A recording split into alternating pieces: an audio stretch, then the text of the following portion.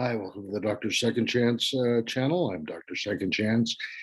I'm a licensed physician, a trained recovery coach, and a person with 13 years of long-term recovery from alcohol use disorder and substance use disorder. We're continuing our series on coffee, caffeine, and recovery. What prompted me to start this was seeing on all the kind of rehab centers just a hardcore opposition to drinking coffee or having a little caffeine with it when you're in recovery. So I've been pulling up the scientific literature and I've put out some videos. They're available with the scientific evidence. Basically, coffee and caffeine have profoundly fantastic benefits, although there are some concerns when the person's in recovery. But we'll talk about the concerns when you're in recovery on the final video. This one here, we're going to talk about 3 studies that were generated from the UK BioBank large-scale prospective database that had 500,000 people and that were followed for 10 years. The data bank and the 3 studies basically look at 3 questions. The first question is, if you have a bunch of people that don't have heart disease and some of them drink coffee and some of them don't, what happens? Does the coffee make heart disease come on, or is it protective and you develop less heart disease? Second question is, if you have known heart disease or stroke and you drink coffee, what happens? Are the people with known heart disease and drink coffee, do they, for instance, get sicker and die faster? And then the third question is, if you have, does it make a difference if you're drinking coffee and it's instant versus ground, decaf versus caffeinated? Does that make a difference on the effects from coffee? And so let's talk about these. So the first study is called Effects of Habitual Caffeine Consumption on Incident Cardiovascular Disease, Arrhythmia and Mortality, findings from the UK BioBank. And basically, the researchers looked at data from about 400,000 people without any heart disease to see if drinking coffee played a role in the development of heart disease or stroke during the 10 years follow-up. The average age was 57 and half the people were women. And here's what they found. In general, having 2 to 3 cups of coffee a day was associated with great benefit, translating to a 10 to 15% lower risk of developing coronary artery disease, heart failure, a heart rhythm problem, or dying for any reason. The risk of stroke or heart-related death was lowest among people who drank 1 cup of coffee a day. So researchers did observe what they called a U-shaped relationship with coffee intake and new heart rhythm problems. The maximum benefit was seen among people drinking 2 to 3 cups of coffee a day, with less benefit among those drinking more or less. Okay, so that was the first study. So that's very interesting.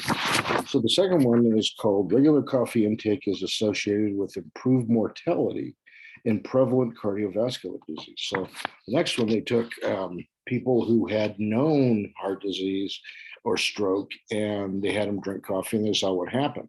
Were you more likely to die if you drank coffee, or what was the deal? So they looked at 35,000 people who had some form of cardiovascular disease. And the coffee intake at 2 to 3 cups a day was associated with lower odds of dying compared to no coffee. So let me say that again. They took 40,000 people. They had that all had already some type of heart disease. And if they drank 2 to 3 cups of coffee, their risk of dying was lower than those that didn't drink any coffee. Importantly, consuming any amount of the coffee was not associated with higher risk of heart rhythm problems, including atrial fibrillation or atrial flutter, which one of the authors said is what clinicians are always concerned about. Of the 24,000 people included in the analysis who had an arrhythmia at baseline, that means they already had known AFib or flutter, drinking coffee was still associated with a lower risk of death. So, for example, people with atrial fib who drink 1 cup of coffee a day were nearly 20% less likely to die than non-coffee drinkers, which is really interesting because the big fear that you'll hear doctors say is, oh, you have atrial fibrillation, no caffeine for you because you'll make things worse. But actually drinking a couple cups of coffee makes you 20% less likely to die. Okay, so then there's the third study, and this is where they're looking at, okay, if it is it decaf or regular, is it ground or instant? What are the implications of the kind of coffee you drink on getting benefit? And so they looked at that, and they found again that 2 to 3 cups of coffee was associated with the lowest risk of arrhythmias, coronary artery disease, stroke, or heart failure, whether or not they had ground or instant coffee. Lower rates of death were seen across all coffee types.